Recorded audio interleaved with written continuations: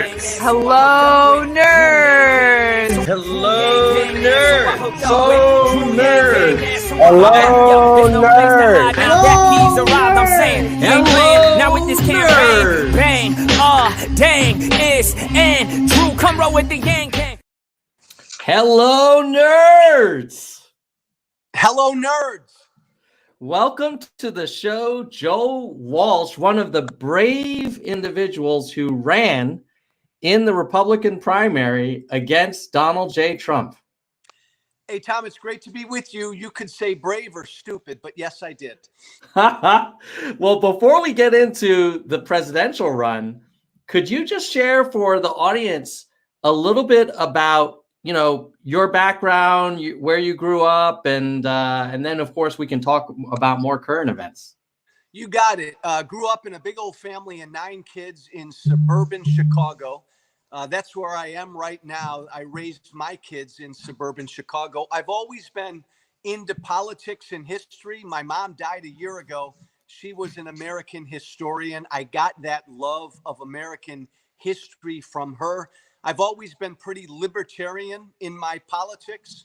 I ran for Congress in 2010. Nobody thought I'd win. I didn't think I'd win. I won. And that sort of began this 10-year ride that I've been on. Well, what was the run in 2010 like? What was the general sort of theme of your candidacy? I was pissed off at both political parties. I think at that time, my kids were in their late teens, and both political parties were fucking bankrupting our future generations, Republicans and Democrats. It infuriated me, Tom. So I ran for Congress. I ran against a Democrat incumbent. The Republican Party wanted nothing to do with me. Tom, my claim to fame is 62 Republicans in that year, 2010. That was the Tea Party wave. 62 Republicans got elected that year. I was the only one of the 62 that didn't get any help from the Republican Party. So what did the Republican Party say when you sought help for them as a candidate? Why wouldn't they support you? Yeah, it was interesting, Tom, because I wasn't their chosen candidate. I won a primary against their chosen candidate. I was, and you probably wouldn't have liked me back then, I was an angry Tea Party guy. I was associated with the Tea Party. I'd gone through a bunch of personal troubles. I lost a condominium. I mean, I was kind of a wreck. And 10, 11 years ago, that scared, political parties. They didn't want candidates like that. So they stayed away from me. And Tom, the other thing is I called out the Republican Party as much as the Democrat Party for all of the spending. And they didn't want to hear that. Interesting. So even after you won the primary in the general, they were still kind of hands off. They stayed away because that's when a lot of my personal shit came out. Like I had bad credit and I foreclosed on a condominium.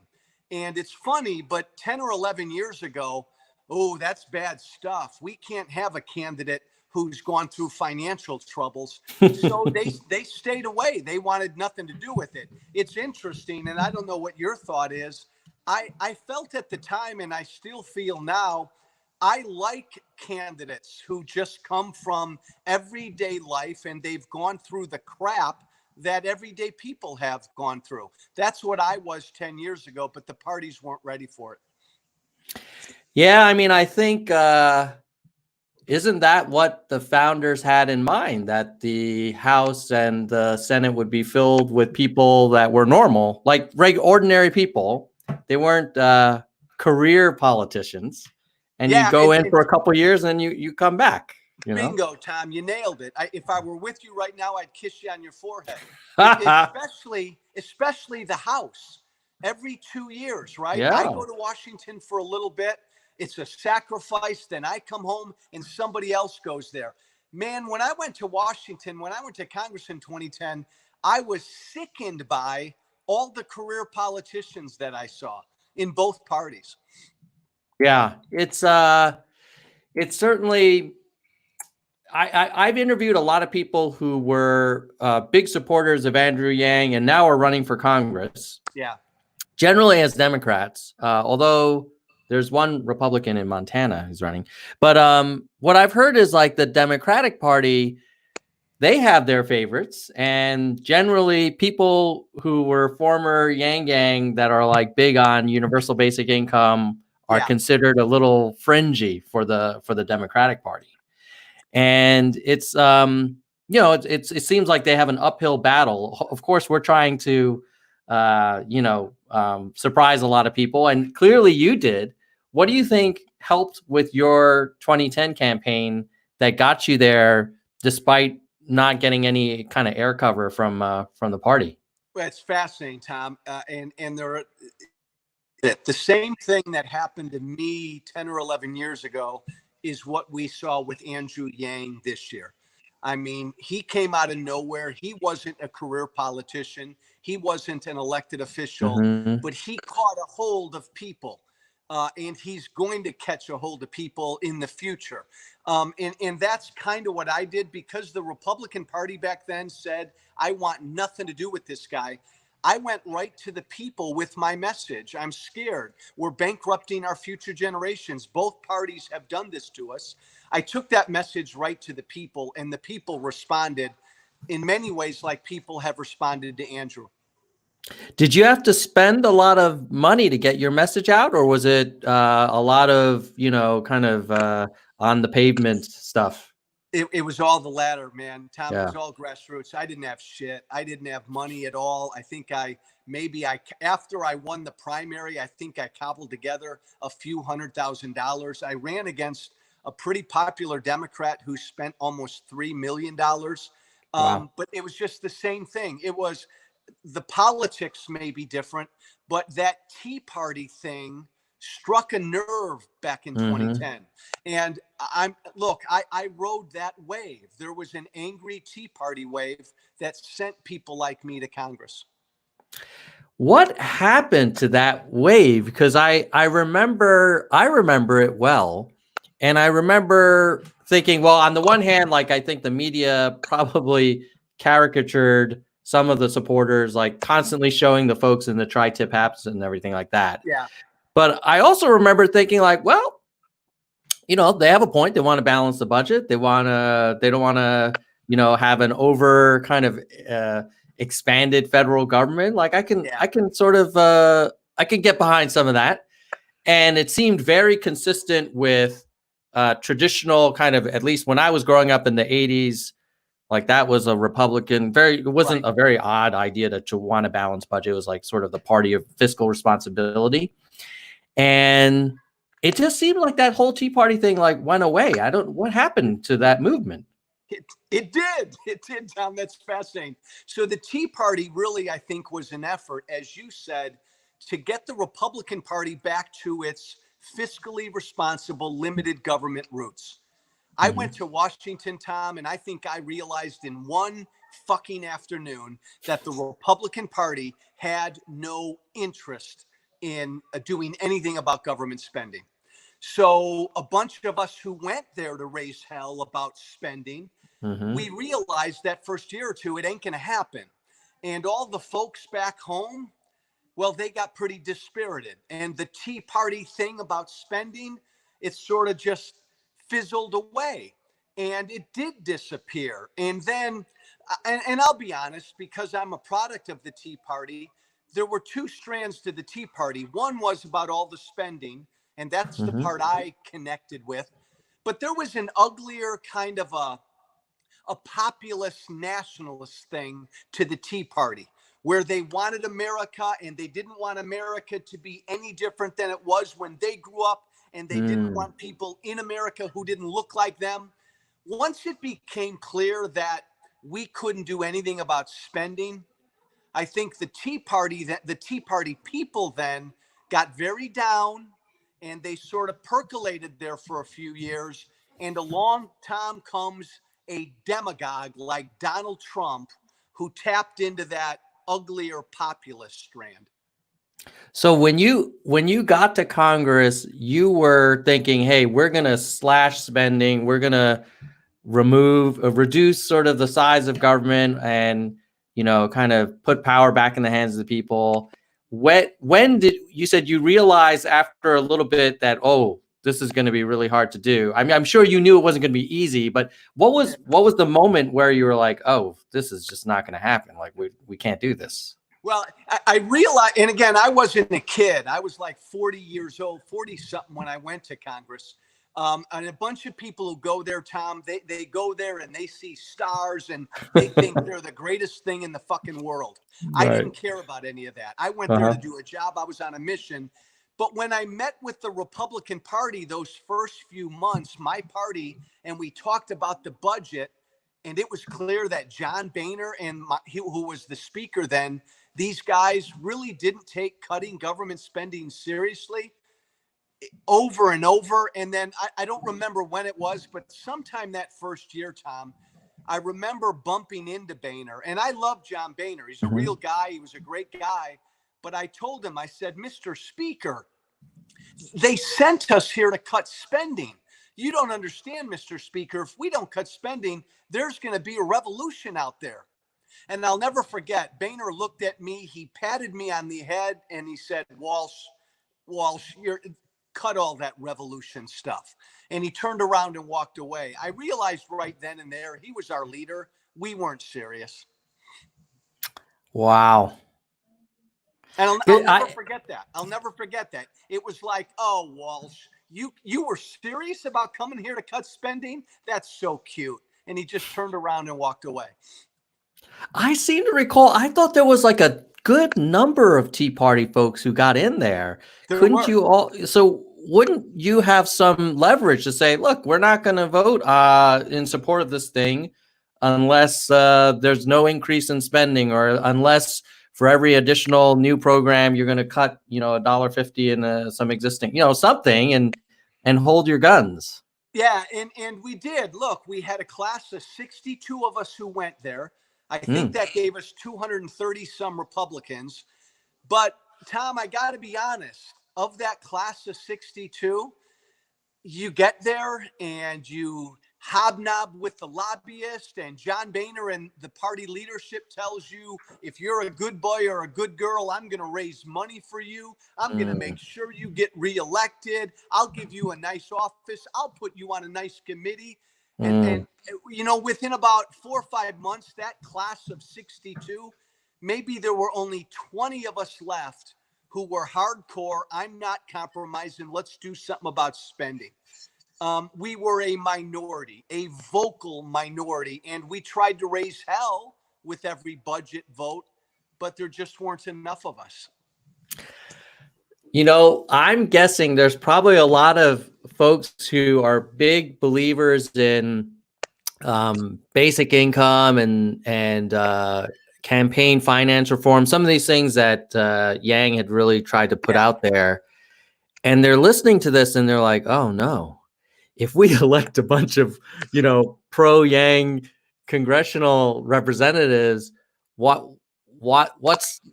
should we think that they won't just sort of wilt under the system the way the Tea Party folks did? Because those Tea Party folks are pretty fired up as far as I could tell. Do you think, are we just doomed? Is this corporate system just so anchored in? Yeah, I do. I mean, history would say if we sent a bunch of Yang folk to Congress, after a year or two, most of those Yang folk would be bought off or would get really accustomed to what a fucking cool thing it is to be a congressman. And most of them would give in. That's what history would tell us. I do believe, Tom, that when you and I have this conversation in another 8 years, I think the two-party system is breaking up. I think my Republican Party, I think, is done no matter what happens to Trump in November. So I do believe that Andrew Yang and people like him are at the cusp of something. I think we're further along than I was 10 years ago, but we got a ways to go. And so do you think that will manifest itself in more than two parties, or just a reinvention of the existing parties that they'll just have to kind of do a 2.0 version of themselves? It's a great question. I think the Republican Party's done. So I think the Republican Party is going to break up, And I think there will be the formation of a viable, open, tolerant conservative party, the anti-Trump party. I mean, Trump and Trumpism is ugly. It's intolerant. It's nationalistic. That's not the kind of Republican I was. So I think win or lose, Donald Trump is not going to lose his foothold over the party. So I think the first step is there will be a tolerant, decent conservative party that will come to the fore. That will be a third party. And then we'd have to see what happens to the Democrats. Yeah, I mean, the Democrats are, for me, the lesser of two evils right now when I look at Trump Biden. And I'm just curious from your perspective. I know you're really critical of Trump. As I was planning when we originally scheduled this show, I was like, oh, great, I would love to talk to you about Trump. And I actually read most of your book, and I'm like, okay, you and I agree too much about Trump, so that won't be too interesting. But I'm curious, like, there is an argument out there that some people are making, which is, a pox on both those houses. They're both corrupt. Nobody's clean in this thing. I'm just not going to vote, or I'll vote for, I'll write in someone, or I'll vote for a third party. But, Biden, I'm not going to go for Biden just because he's not as bad as Trump. I'm just going to kind of give the finger to the whole system.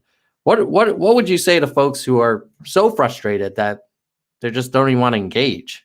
So ordinarily, Tom, that's where my heart is, and that's where my head is. I've been talking peaceful revolution now for 10 years. I get that. I think both political parties suck. I think our politics is broken. The only reason a horrible human being like Donald Trump is president is because our political system is broken. I get all of that. And so, but to those people who want to get away and don't want to vote for Biden or Trump and just not vote, or vote third party, or vote somebody in, my answer is Donald Trump is the biggest fucking threat to this country. He is everything our founding fathers feared. Nothing will get done as long as he is in the White House. You want to change the system? You want to do something about climate change? You want to do something about universal income? Whatever you want to do, ain't nothing going to happen as long as this authoritarian is in the White House. So job number one is we all got to come together to make sure he loses. And then let's have a rugby match on what needs to be done. So just to make this an interesting conversation, I'll play devil's advocate. And some people will argue, you know what? Yes, Donald Trump is, not the most articulate person. He's not super precise with details or history or facts or data, but he has appointed conservative judges. He has reduced government regulation, and he's pro-life. He's pro-Second Amendment, and that's good enough for me. You just kind of look the other way with all the Twitter stuff. So the book you alluded to that I wrote that came out a couple months ago, Fuck Silence, calling Trump out for the authoritarian con man he is, and you can get it on Amazon. When they originally came to me to write a book, they wanted me to write a book along the lines of what you just said. Donald Trump isn't a conservative, and go after Trump on policy things. The problem, Tom, with the argument you just made, my problem with it is Donald Trump, my problem with Trump has nothing to do with policy. I mean, I'm older than you. Step back for a minute. Every time Trump opens his mouth, he lies. Just stop there. We've never, ever, ever in the history of this country had a president who basically lies to us almost every time he opens his mouth. I don't care what your politics are. We can't accept that. You've got a president, Tom, who last year pressured a foreign government to help him cheat in our elections. We can't abide by that. We've got a president, Tom. This has got nothing to do with policy. I like some of the things he's done, but you've got a guy in the White House who literally believes he's above the law, literally, and he's behaved that way. I mean, where I sit, that's a bigger threat than anything he does on healthcare policy or immigration policy. He's a fucking dictator. He's a king, Tom. This country began because we rebelled against the king. We can't normalize what he is. So I cannot believe I'm going to do this, but I'm going to channel some of my MAGA family. I about half of my family is big fans of Trump. Oh wow! And whenever I make arguments like the ones that you've made, they will often reply with, "What about Obama? Obama said if you liked your insurance, you could keep your insurance." You know, Clinton said that he didn't have any relations with Monica Lewinsky. You know, Hillary said that she didn't know anything about the emails and Benghazi. And so curious, like, yeah, for sure, Trump has lied. Other politicians have too. Maybe, you know, they all kind of talk out of both sides of their mouth. We end up just voting for judges and policy. Every politician lies. Every politician fudges. Every politician's got a bullshit factor to them. I acknowledge that. When Obama was president, I went after Obama one heck of a lot. There's a big difference, though, between a politician who will lie every now and then and a politician who lies virtually every time he opens his mouth. Now, Tom, look, I primaried Trump and I ran into people like your mega family. And I'm telling you, I left the Republican Party after I got out of that race in February because it's not a party anymore. It literally is a cult. It's got nothing to do with ideas. And there are people that can't see the difference between a guy like Trump, who lies almost every time he opens his mouth, and Barack Obama, who maybe over 8 years told 7 or 8 big lies. If they can't see that difference, they're a cultist, Tom. And I'm not. You and I are not going to change them. But that's the minority of the American people. Do you think it's the minority? I mean, yes. He has like a 49% approval rating now. No. He's in the aggregate, when you look at all of the polling that's been done since this guy got elected, he's the least popular president in modern times. Before coronavirus, man, we had, right? I mean, we've never had a situation like this before the virus where the economy was going through the roof and we had a president's approval rating that was basically in the toilet. Why is that? That's because of Trump.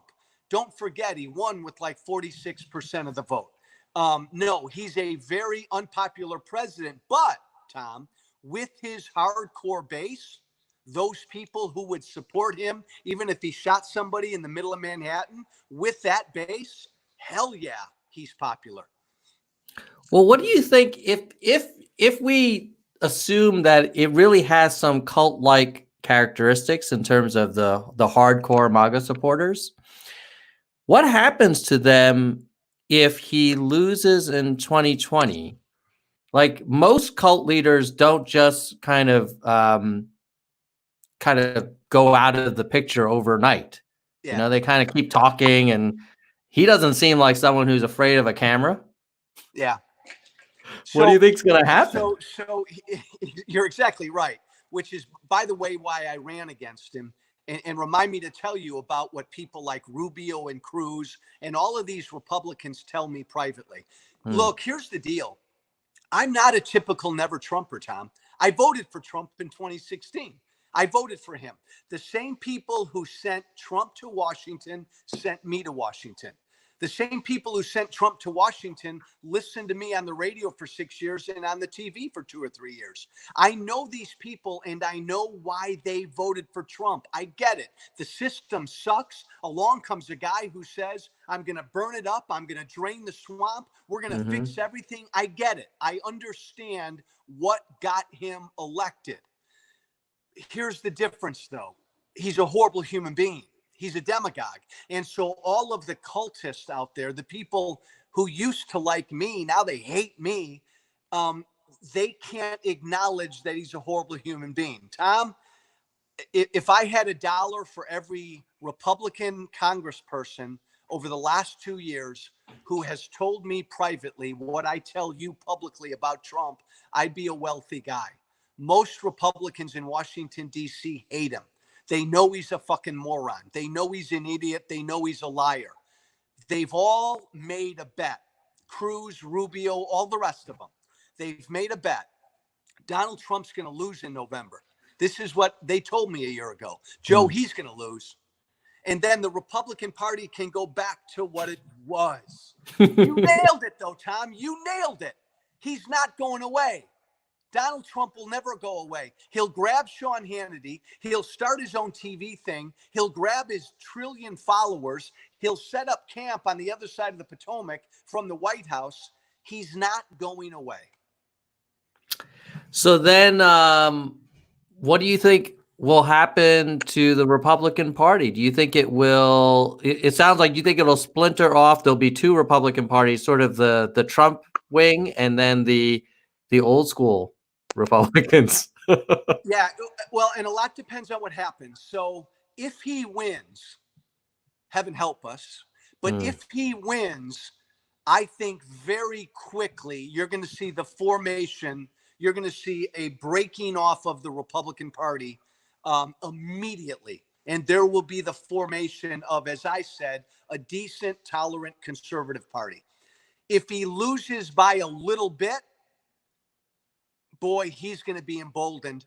And, you know, look out for Don Jr. or he's going to handpick his successor. But again, there will be the breaking off of the Republican Party. If he gets his butt whipped, which I think will happen, and all of these Republicans in the Senate who enabled him and they all lose and the Democrats take over the Senate, well, then maybe there's a chance, a small one, that there'll be a backlash against Trumpism. So let me ask you about those conversations you've had with Republicans where they say they share similar concerns to you about Trump, but in private. I don't know. I remember, so my parents immigrated from Hong Kong in the 70s, and they fled communist China because our family was on the wrong side of that civil war. Yeah. And when my parents got here, I remember my mom would always say, like, this is a place where the representatives come from the people and people serve in Congress out of duty, out of service to the country. Yeah. And if there's so many people that think that Trump is either like a little crazy or pretty, not very smart or erratic or whatever, dangerous, at some point, like, don't you have a higher duty to the country to not enable, especially like at a time like now during the middle of a crisis? I mean, every president deals with multiple crises. There'll be another one after COVID. Why is it? Are they just so cynical that they're just running the odds and looking in their own political interests? So I've got a weird vantage point because not only was I a congressman, but I was a pretty big name in conservative media for 6 years. I had a nationally syndicated conservative talk radio show. And I can just tell you, Tom, the similarities are spot on. If you have a conservative talk radio show, if you want advertisers right now, if you want ratings, you got to basically suck Trump's toes. You've got to say he's the greatest thing in the world. I couldn't do that. I was going to lose my radio. I was losing my radio show no matter what, even if I didn't run against him. These people like Hannity and Rush Limbaugh. I mean, Hannity's an idiot. Rush Limbaugh's not an idiot. He knows Trump's a bad guy, but he lies to his audience. Most people, oops, I lost you there. Most people in conservative media lie to their audience because they know their audience are the megaheads. Same thing as with my former colleagues in Congress. They don't want to lose their gig. They want to get reelected. It's a really nice job. And so they keep their mouth shut about Trump. They think he's going to lose in 2020. So why risk it, Tom? Why should I stick my neck out for the next year when I hope and think he'll lose, and then I can keep all of Trump's supporters? Many of them tell me that, Tom. The other thing they tell me privately is, hey, Joe, I know Trump's a bad guy. I hate him. But, man, the Democrats are socialist. And even though my guy's a bad guy, it's my team against that team. And that team is bad. I also hear that a lot. Yeah. Well, speaking of sort of Republicans who are supporting Trump, one of our audience members, Trumper for Yang, so he voted for Trump. He was supporting Yang for president. Yeah. But I think he's going back to Trump now that Yang has suspended his campaign. He's saying, hey, Joe, I am not part of the cult. What do you say about intelligent people that are still voting for Trump? Clearly not every Trump voter is, like a zombie. No. Us intelligent Trumpers think Joe simply speaks in hyperbolic messaging. Oh, so I think he's saying you're using hyperbole, you're exaggerating, you're saying he's just like the end of the world. And there must be some thoughtful Trump supporters, who are still going to go with them. What do you think's behind their calculus? Yeah, look, his hardcore base, Tom, is cultist. It is a cult, and I ran into it when I primaried him. Not everyone who is going to vote for Donald Trump is a cultist. And the listener right now who just contacted you, Tom, respectfully, he may disagree with me. I believe in my bones that Donald Trump is an existential threat to this country. I believe he is everything our founders feared. Now, to me, that's more important than policy. But the only thing I'd throw to our friend who's listening is this. If you normalize Trump, if you say it's okay what he is, and I'm going to vote for him again, I want 4 more years of his bullshit, then I never, ever want to hear you ever complain about any other politician who lies. I don't ever want to hear you complain, my friend, about any politician who abuses the powers of his office. And if you got a President Joe Biden next time who pressures a foreign government to help him screw with our elections, respectfully, my friend, I don't want to hear you complain about it, because Donald Trump has done all of that. And if you vote for 4 more years of it, you lose your right to complain about future politicians. We can't normalize what he is. Yeah, I mean, I guess when you were in Congress, if Obama had withheld military aid to a place like Ukraine in exchange for information about, Romney or something, that would have been a pretty big deal, I'm guessing. Huge. Impeachable. Yeah. Impeachable. Yeah. And removable. I mean, we look, the secret of Trump, the beauty of Trump is he's so fucking corrupt that we become numbed to his corruption.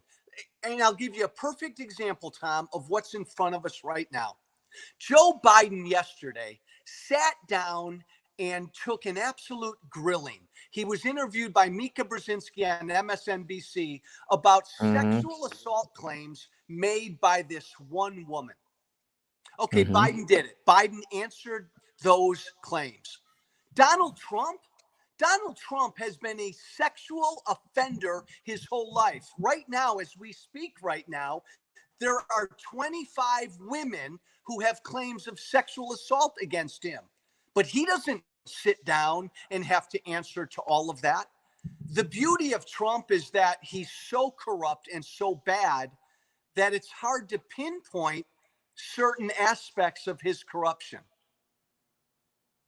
Yeah. If that makes sense. It does. It does. I mean, I think oddly enough, people have a different standard for Trump when it comes to relations with women. You know, I think they just think, well, that's just Trump, you know. Right. But think, and Tom, you're right. But if I were there right now, I'd want to shake you by the shoulders because that's wrong. Just like we accept Trump's line, he tells us 20 lies a day.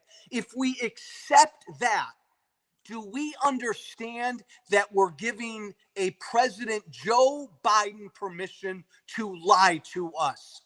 Come on, we're better than that. And if we say, oh, that's just Trump with women. Yeah, he grabs women by the pussy because he said that. He publicly bragged about that. If we accept that, then we're accepting that among all our politicians. We're better than that. All right. Now, Trumper for Yang, you've got him very curious. So he has another question. He's saying, do you really think in your heart of hearts that Joe Biden will beat Trump? Or are you allowing your contempt of Trump to cloud your judgment? Because, you know, he's doing pretty well in the polls. He has a very, very reliable base. And who knows, maybe if we come out of this COVID thing and the economy perks up again, he'll declare that it was his leadership and total authority that did it. So, and again, our Trump voter listening, I don't know if he's a total mega head, but here's what we know. So let's go to the data.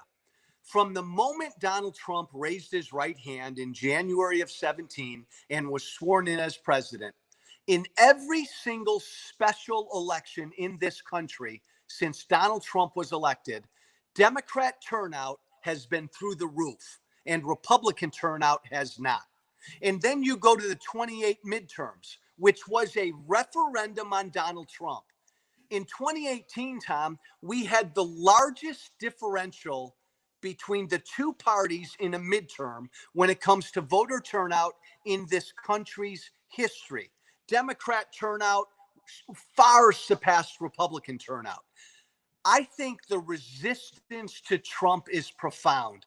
Can we be honest? Nobody thought this fucking goof would win in 2016. A lot of Democrats stayed home. Hillary, by the way, sucked. She was a horrible candidate. Nobody liked Hillary. Bill doesn't like Hillary. I mean, Hillary was a terrible candidate. A lot of Democrats stayed home.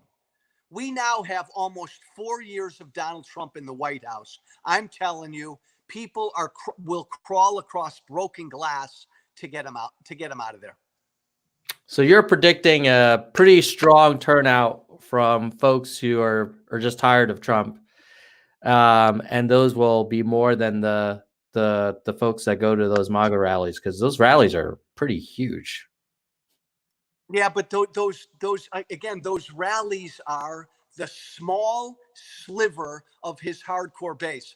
Tom, when I was primarying Trump before the Iowa caucus, he had one of those stupid rallies in Des Moines, Iowa. And I went to the rally. I didn't go to the rally, but I worked the line of the Trump supporters before the rally. I'm a Republican running for president, so I talked to 1,000 Trump supporters in line. And one thing I found out was it's like a traveling circus. A lot of these people were not from Iowa. They go to every Trump rally. They're like cultists. None of them can acknowledge that Donald Trump does anything wrong. I asked 40 people in line, Tom, 40, a simple question. Has Donald Trump ever lied to the American people? All 40 people told me no. This is a small sliver of the American people. Go to the data. In every election since Trump got elected, the Democrat turnout is way, way, way past the Republican turnout. I have an interesting comment here from Ang L. He's saying, this is a Republican that I would vote for over Joe. Joe Walsh, yeah. have you thought about getting back into the ring, or are you are you pretty good for now? Well, I think I'm a man without a country now, Tom, because I left the Republican Party because it's a fucking cult, and this is not my Republican Party. So, and look, I'm not a Democrat because I'm libertarian. I believe in it's my life, leave me alone, government generally stay away. I don't know that I have a group of people big enough to support where I am politically right now. I'm kind of in the wilderness, but I do believe toward what that listener just said, and what you and I talked to at the top. I think the two-party fucking system is breaking up before our eyes. I think Donald Trump is like the final dying spasm of the Republican Party. Yeah. Well, I hope there will be some change. I'm like I said, I also, a lot of people will say, "Oh, because folks like you are saying that Trump is an existential threat to the republic." It's a very strong accusation, right? Huge. And so, like, can you share a little bit about why you think one man who, yes, he's been married a few times, he's paid off, right? So he's done, he plays fast and loose with the facts, but he's a showman. Someone could argue like, well, just let him do his thing. It's like he no one person can take down the republic. So it's a serious charge. He's an existential threat. And when you read my book, Fuck Silence, I make the claim in there that he is fundamentally unfit. So when I call Trump unfit, what do I mean? Here's what I mean. He's fundamentally incapable of telling the truth. That's a problem. Point number two, he's fundamentally incapable of putting the country's interest ahead of his own. In the book, Tom, I talk about the hurricane, Hurricane Dorian from last year. There was a hurricane that hit America, hit the Carolinas, and Trump made the hurricane about himself. He, remember the Sharpie, and he screwed around on the map of the hurricane. Yeah, moved west. Yeah, moved west. So while our fellow Americans in the Carolinas were getting pummeled by this hurricane, all Trump cared about was how mean the media was to him. Well, fast forward now, you've got a deadly pandemic. You and I are talking right now. 66,000 Americans are dead. Trump's got blood on his hands. Here's the deal. Trump knew in late December and early January that this was a big deal. He ignored the intelligence. He ignored the experts. He downplayed the virus. He lied to the American people for 2 months about the virus. Why? Because he's incapable of putting what's best for the country ahead of himself. All he cared about was his own reelection. He didn't want anything to get in the way of that. And because of that, millions and millions of Americans have lost their livelihoods. 66,000 of us are dead. Don't tell me that's not an existential threat. The final thing I'll say, Tom, is Donald Trump is an authoritarian. This one hits me right here, man. I love the American Revolution. We fucking rebelled against a king. We said we did not want to be ruled by a king. Donald Trump looks at himself as a king. That's fundamentally anti-American. So let me play devil's advocate just because it's fun. Someone could argue. They could say, well, if you replace Trump with Hillary, and I agree with you, she was an extremely flawed candidate, but let's just say in an alternate universe, she were president, and this virus comes out of Wuhan and apparently comes into the U.S. long before January. Like they say, it was like kind of circulating in December. Like would it really have been that different? Yeah, she probably wouldn't have played it down as much. Maybe the lockdown would have happened a little bit earlier, but America will come out of this and, we'll find a cure. And, it's not like Trump's narcissism, damned the country to, poverty for the rest of time. No, we'll rebound. Again, in spite of Trump, we'll get through this. So if you've got a President Hillary or a president almost anybody else, and they find out in mid to late December and early January and throughout January that this is a fucking big deal, we better get ready for it. A President Hillary would have listened to the intelligence, listened to the experts, and begun to prepare the CDC, the testing, everything that needed to be done then that we didn't begin to do until later, President Hillary would have done. But more importantly, Tom, a President Hillary or almost anybody else would have gotten in front of the American people in January, and I know this is a novel fucking concept, told us the truth. Hey, my fellow Americans, we all got to get a grip. Something big is coming our way. We got to take this thing seriously. Come together. Any president would have begun in January to mentally prepare the country for this and not downplay it and say lies like, we got it under control, it's going to be gone in 2 days. Yes, there would have been a profound difference. Let me ask you this, Joe.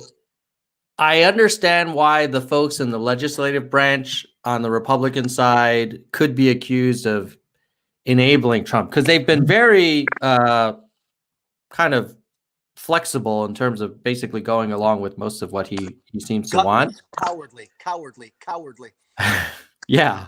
However, I will say that I in a weird way have admiration or some sense of empathy for the folks who are working in the Trump administration, because I feel like they are the thing that's the holding this thin line between his kind of impulses and even more erratic behavior. And I was curious, like, what are your thoughts on the team Trump that's in the White House, that's kind of in the cabinet and such? It's just, to me, it's a pathetic team. When you think about it now, who is it? His son-in-law, Jared Kushner, his daughter. Most of the good people, Tom, are long gone. What Rex Tillerson said, what General Kelly said, what Mattis said, what McMaster said, every professional, good, decent person who's worked with him has left and said, the guy's a fucking moron. Now, I will give, for the people who made the decision, I'm going to stay because I'm going to put my country first, and I'm going to do whatever I can to make sure that this threat doesn't destroy the country. I get it. But once you leave, Tom, once General Mattis left, to me, you've got an obligation to tell the American people the truth about Trump. John Bolton, the fact that he didn't testify, and he knows what Trump did with Ukraine. I think history is going to look poorly upon people who worked with this president and didn't have the guts to alert the American people as to how dangerous he is. Ah, yeah, that's interesting. Yeah, for the people who aren't there anymore. Yeah. They have been pretty quiet. They're kind of like in a witness protection program almost. You don't really hear from them anymore. And look, Tom, I know some of these guys. Mick Mulvaney and I got elected together in Congress in 2010. Trump's former chief. Mark Meadows, I know, another fellow congressman. Mike Pompeo, the Secretary of State, I got elected with in 2010. I have no doubt privately they're doing whatever they can to make sure this thing doesn't fall apart. Mulvaney knows Trump's an idiot and a moron. Mulvaney, during the 2016 campaign, Mulvaney said, Donald Trump's a horrible human being. We can't elect him. Lindsey Graham, they all said it. History won't look kindly upon them. So since folks in Congress, what is the story with Lindsey Graham? He and McCain, I remember them being like brothers. And the way that Trump has spoke about McCain when he's living, but even after he passed, seems to be really, really, I don't know, if someone said that about a friend of mine after they passed on, after all they'd done for the country, I would not want to kind of ally myself with that individual. Yeah. What do you think happened? Like, what's going on there? Again, everybody's got their own reason for why they've sold their soul. They've all sold their soul. Ted Cruz, look at Ted Cruz, Tom. I mean, the Yeah. things that Donald Trump said about Ted Cruz's wife, I would never forgive Donald Trump. If I saw Donald Trump and he said that about my wife, I'd fucking punch him in the face. Ted Cruz. So why does Ted Cruz do what he does? Why does Ted Cruz prostrate himself in front of Donald Trump? Because Ted Cruz wants to be president. That's Ted Cruz's motivation. He wants to run for president in 2024, so he's going to suck up to Trump. Lindsey Graham, I'm trying to think of a delicate way to put it. Lindsey Graham is an insecure wussy. He always wants to be around the big dog. And his big dog was John McCain when McCain was alive. And now the big dog is Donald Trump. So Lindsey Graham has to sacrifice everything he believes in so he can be right next to and be loved by that big dog. Lindsey's a wuss. Mm. Well, let me ask you about your presidential run, because you were part of a small group. Interestingly enough, I was a resident of the state of Massachusetts when Bill Weld was governor. I Yeah. actually liked him. And yeah, he's just sort of like a kind of normal Northeast Republican type. And back when we had more of those. And I was curious, like, what was that like running for president against Trump? I mean, you talked about some of your interactions with folks in the MAGA line. Were you able to kind of break off any folks to kind of get them out of the echo chamber? Yeah, and this is why, Tom, I think Trump's going to lose. I feel pretty confident because, look, I ran against Trump because I thought it was really important that a Republican call him out for his unfitness every day. I love Bill Weld, but Bill Weld didn't have the energy to do that, to fucking go after Trump every single day. I wish somebody better than me had challenged Trump. Nobody did, so I did.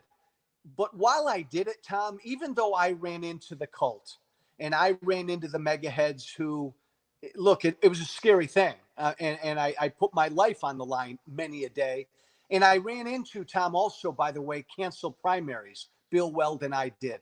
The Republican Party became a cult and they canceled primaries, 20 some primaries all over the country to protect their king.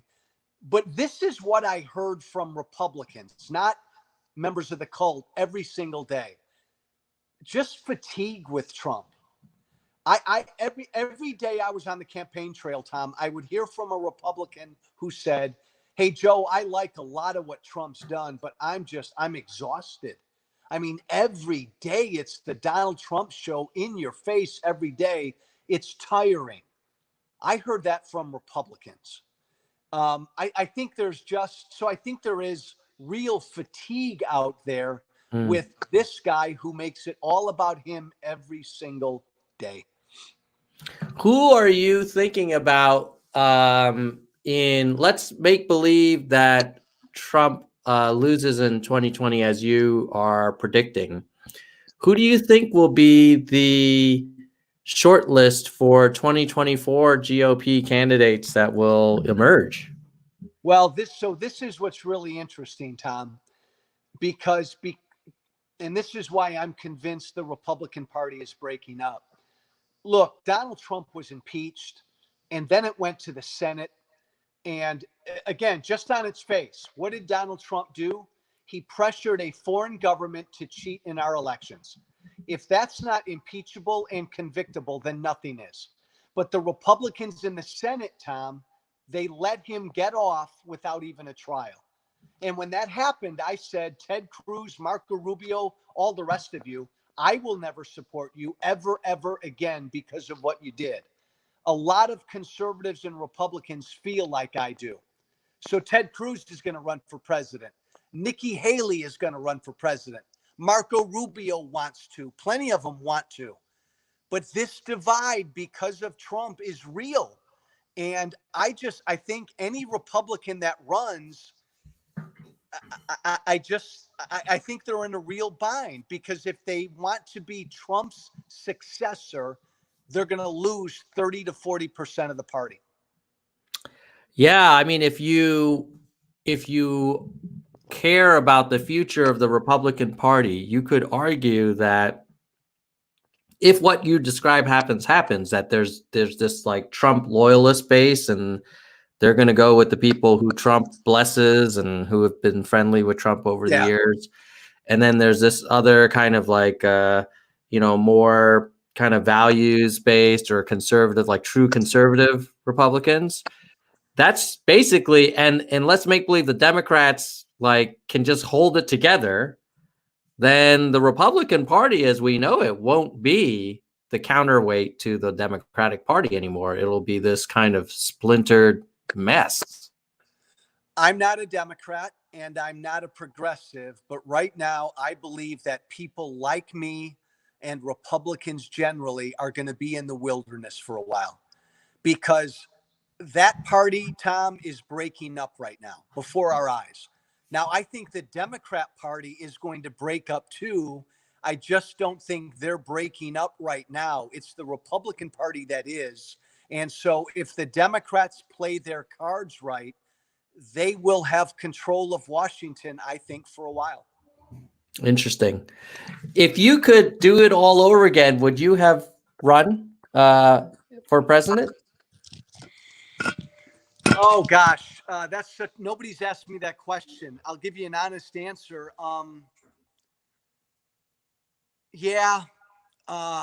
don't know, but probably. Tom, it was the hardest thing I ever did. I gave up my life. I gave up my livelihood. I still get death threats every day. All of the following that I built up for 10 years, I lost. I lost friends. I lost supporters. I am literally a man without a country, and people want to kill me every day. But I really think it was important that somebody plant a flag and say, this guy Trump, that's not my Republican Party. I'd probably do it again. Yeah, I mean, that must have been quite a change of fortune for you, in that you had been a very well-known kind of syndicated voice for the Tea Party and conservatives. And you basically many of them feel like you tried to stab Caesar, right? To my base, to my Tea Party base, Tom, I'm Judas. I'm a traitor. I couldn't find a job right now in conservative talk radio. I couldn't get elected to go back to Washington because of what I've done and what I've said about Trump. Look, life is short. You got to say what you believe, but it's been really difficult. So, do you see a future for you in one of these new emerging parties? Do you think you could see yourself as a conservative Democrat someday, or because clearly the Trump Republican wing, you've made it clear you don't want to really be part of that, and they're kind of with us or against us types, right? Yeah, so I don't know formally what it means, Tom. I'm as long as I've got a voice, I'm gonna use that voice for, I think, this other way, a path that believes in freedom and limited government, but we believe in decency, tolerance, and opportunity for everybody. I can never be a Democrat. I respect the Democrats, but they believe in a much bigger government than I do.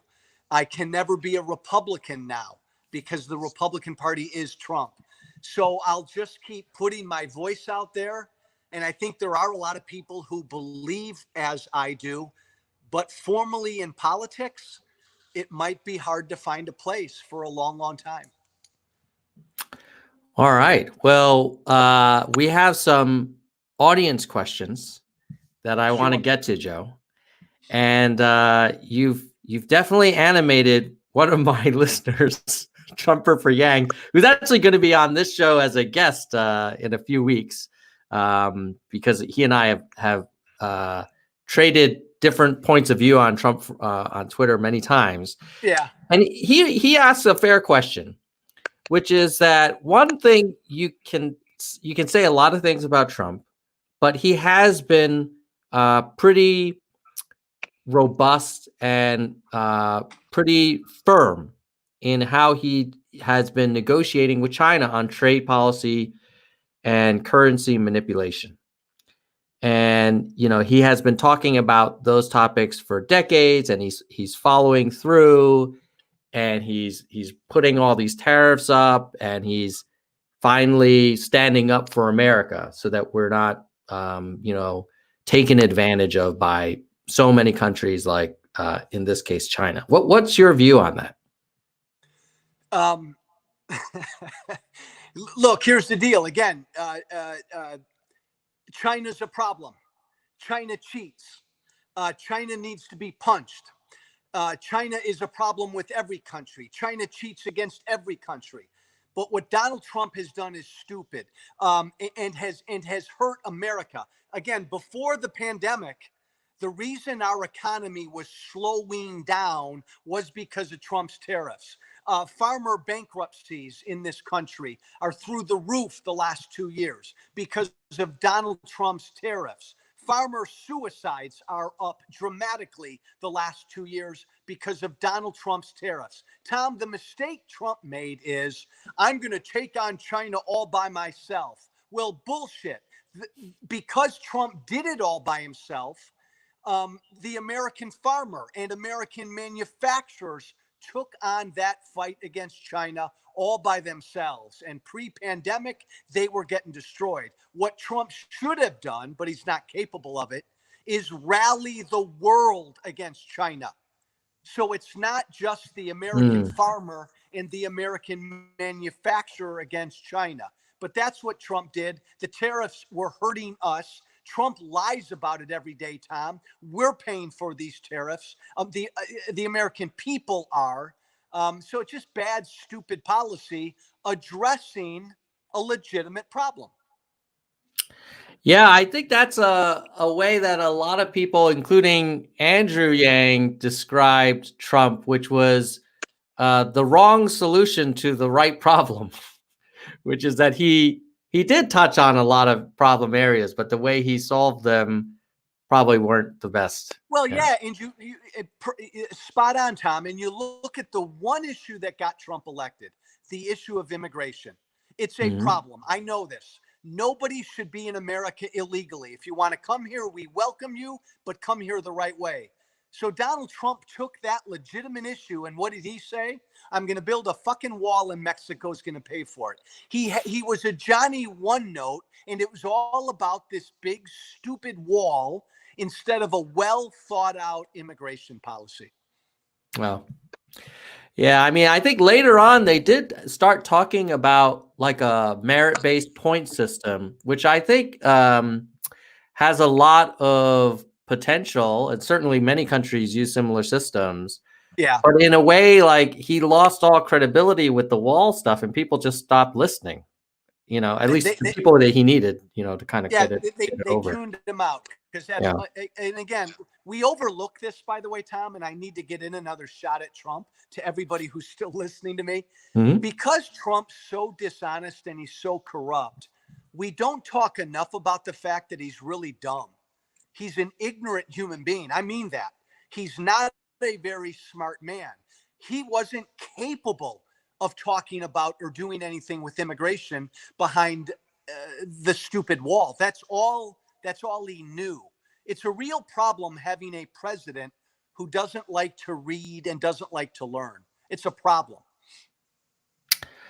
Yeah, I was actually, I had Anthony Scaramucci on last week, and he was making similar arguments that, Trump's not a big reader, and although I think the Mooch was saying like he's actually quite clever in some ways. He's got different types of smarts, but sort of more complex, nuanced, data-driven thinking is not his specialty.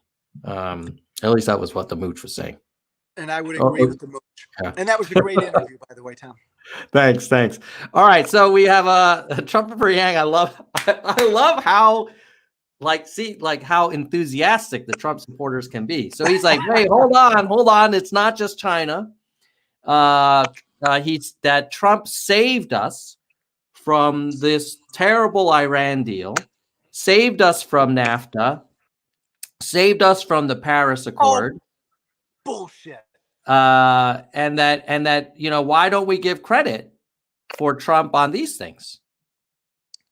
Yeah, the Iran deal was a bad deal. What has Trump replaced it with? Nothing. He's made it worse. Again, same legitimate problem. Trump's too stupid to come up with a solution. Same deal. He should have rallied the world against Iran. He's not capable.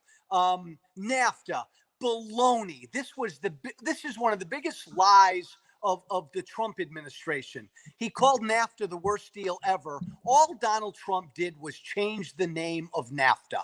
Period. It's still NAFTA, except it's even a little bit worse. So he didn't do anything with NAFTA.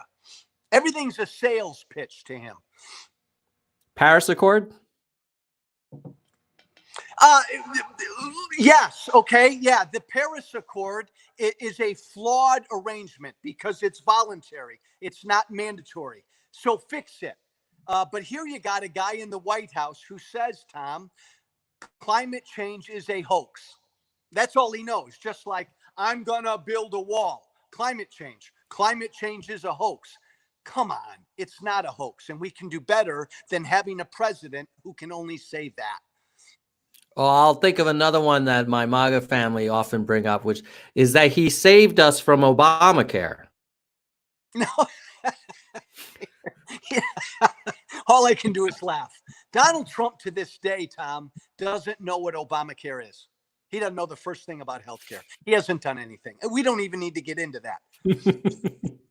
I mean it. He doesn't know the first thing about Obamacare. If you asked him right now, he could not tell you what Obamacare is. Next. Yeah. It's I had a conversation with a MAGA friend of mine who a couple of years ago, basically no longer had health insurance from an employer. Yeah. And he said, I've been looking at health insurance and it's so expensive. How come there's no marketplace where we can see different options? Yeah. And he ended up buying a really low cost health insurance. I said, send me the details. And I was like, look, man, when I read the fine print, the thing that you bought that's only $200 a month, there's a reason for it. It doesn't cover anything. And it has this massive deductible. Yeah. And he's like, well, why are they allowed to just, sell this without any minimum standards? And I was like, bro, that is what Obamacare was trying to do. Yeah. And he was like, no. I thought Obamacare was communism. No, and Tom, just one word on healthcare. Trump doesn't understand any of this, but the Republicans are afraid to talk about it. This issue, more than any other issue, is bankrupting this country. The American people are living longer and longer, and all of the health care for all of us as we live longer and longer, that is the biggest, fastest growing part of our federal budget. And we need to figure out how to pay for all of this. We can't afford Medicare right now, and people are talking about Medicare for all. Republicans are afraid, though, to talk about what needs to be done when it comes to healthcare. Yeah, I haven't heard a single Republican alternative. No, and the alternative, Tom, is this, and most Republicans believe this. They're just afraid to say it. Government should always be there to pay for the healthcare for people in need. But for the vast majority of the rest of us, we should treat health insurance in this country like we treat automobile insurance. We don't use car insurance when we go put gas in our tank or change our oil. When we go to a we should pay for our own day-to-day healthcare expenses, and all of us should have catastrophic insurance, which is what insurance should be. But Republicans are afraid to say that. Yeah, I was always struck when Trump was on the campaign trail and basically promised like more coverage, better outcomes for less costs. And I was like, whoa, how are you going to do that? Like, how do the numbers add up for that? They don't. And he doesn't understand it, and they don't. All right, here's a question, not about Trump, from Eli Berman. What are your thoughts on Biden? Do you think he would be a good president, or are you just thinking he's not Trump? He's not Trump. Period. When I got out of the race, Tom, in February, I said that I would support whoever the Democrats nominate. I would have supported Bernie Sanders. I would have put a socialist in the White House because I believe Trump's everything our founding fathers feared. It doesn't matter to me who the Democratic candidate is. That person is irrelevant. This is all about getting Trump out. I will say about Biden, I think Biden's going to be a one-term president. I think he will publicly say this summer that he's only going to serve one term. He's already saying that he's going to be a bridge and a transition to the Mayor Petes of the world and everybody else. I think Joe Biden is going to let America just breathe for 4 years. And that's all he's going to be. And maybe that's fine. Yeah, that would, I might take that. I might take that. It's okay to breathe. It's okay to breathe. Yeah. What someone was asking about your thoughts on the Libertarian Party, because maybe that might be the home you're looking for. I am basically a libertarian. Justin Amash, who has announced that he's running for president as a libertarian, is a good friend of mine, and he and I are former colleagues. I wrote an op-ed in the Washington Post 3 days ago and said, Justin, don't run. Your run will only help get Trump reelected. I believe that. I think Justin Amash running for president is a selfish move. I think all of us have one job right now, and that's to make sure that Donald Trump is not reelected. And all of us then have to do one thing, and that's support the Democratic candidate. Because, Tom, the only person who's going to be president, if it's not Trump, is the Democratic candidate. So all of our energies have to be put toward that. So no third-party candidate this year. No third-party candidate. All right. Here's another question, which is around, do you think the trickle-down economy works? I mean, we heard about that in the 80s and 90s. I think the Yang supporters believe in more of a universal floor and a bit of a trickle-up approach, which has a libertarian side to it, because it would certainly be more efficient in many people's opinions than like more government programs. But what are your thoughts? Do you think of the goal being to help the highest income folks earn more so that more will eventually trickle down, or how do you think that should work? My general philosophy is that government always must help take care of those who can't take care of themselves, period. And then all of the rest of us, generally, Tom, we can do better with our money than the government can. So generally, I believe in all of us, not just the wealthy, but the middle class and the upper middle class, working class Americans. All of us should be able to keep as much of our own hard-earned money as possible, knowing that government has to do certain things and take care of people who can't take care of themselves. But generally, yes, I do believe when you let wealthy people and middle-class people keep more of their money, I generally believe good things happen. Jobs are created, industries are started, new businesses are started. That's all good. All right. Well, Joe, thank you so much for this conversation. It went by super quickly, and I think a lot of folks on the show in the audience heard a perspective that they often don't hear, and they definitely all observed that you are very enthusiastic and you're not kind of half-hearted about where you stand on things. So I think that makes that's awesome. It's great to see some clear points of view coming from folks these days. Well, and Tom, I just want to do three things. I want to thank you for having me on. I want to just plug the book again. It's called Fuck Silence, Calling Trump Out. Get it on Amazon. I started a podcast called Fuck Silence, fsilencepodcast.com. Check out my podcast. But then, Tom, I want to thank you, and I want to give a real hats off to you. Part of the problem is our politics right now is so tribal. We each go to our separate corners, and we only talk to people who agree with us. A credit to you in this podcast, because you're talking with and engaging with people from all viewpoints, and that's the only way we learn. So a real credit, Tom, to what you do with this podcast. Well, thanks for saying that, Joe. I've been very blessed to have a lot of great guests agree to these conversations, even though we're just a small fish.